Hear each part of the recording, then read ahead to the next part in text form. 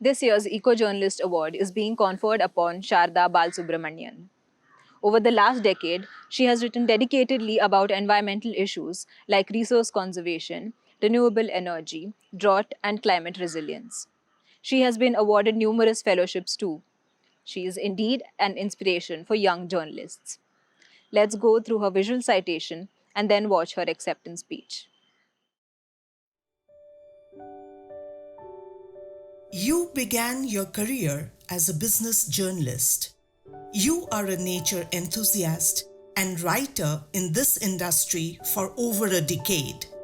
Your articles have been published in reputed newspapers and journals on topics such as alternative energy, rural development, water, agriculture, conservation and ecology, business, etc.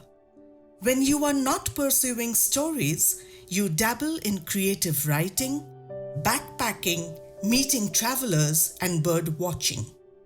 As an independent environment journalist, you have written about a number of issues, including those highlighting resource-conserving technologies in the Andamans, innovative solutions to farming in drought-prone areas, and the success story of the Water Literacy Foundation in South India.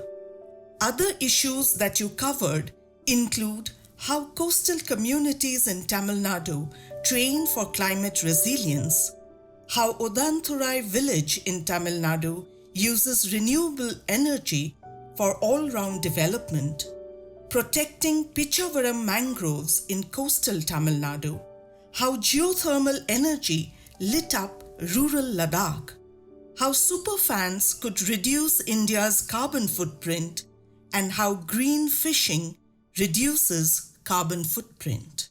In 2013, you were one of the 10 journalists in South Asia to be selected for the Deutsche Welle Academy Climate Change Reporting Fellowship.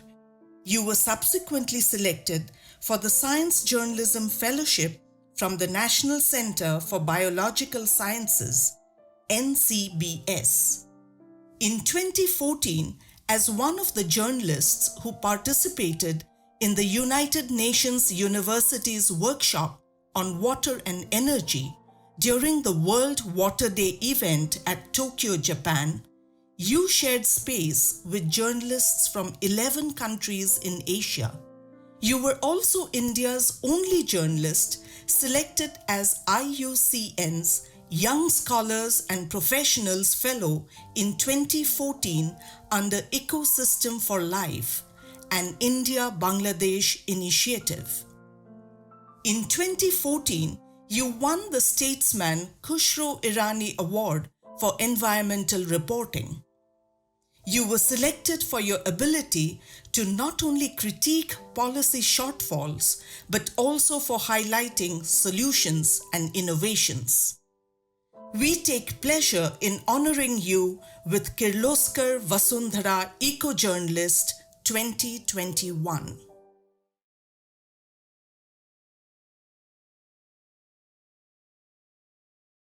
I remember when I started my career in 2003, it was so difficult to even publish one story on environment because there was hardly any space in the media for such kind of stories. And it was some 4 years down the line that I was actually able to publish the first story on environment or on Gangetic dolphins. As I pursued my career as a full-time journalist and tried to find some own space to do stories, I realized that it was time that I quit my job to become a full-time independent environmental journalist because that would give me a lot of space and time to do research and pursue my stories in a very in-depth manner.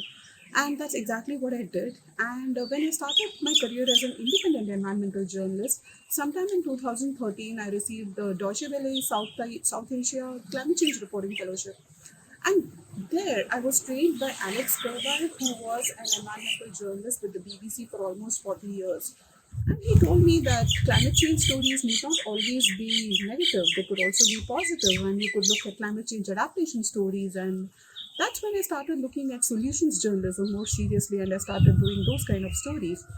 And along the and many fellowships from ASF, from UN, from IUCN helped me to hone my skills and to also connect me to a larger community of journalists worldwide and help me share knowledge.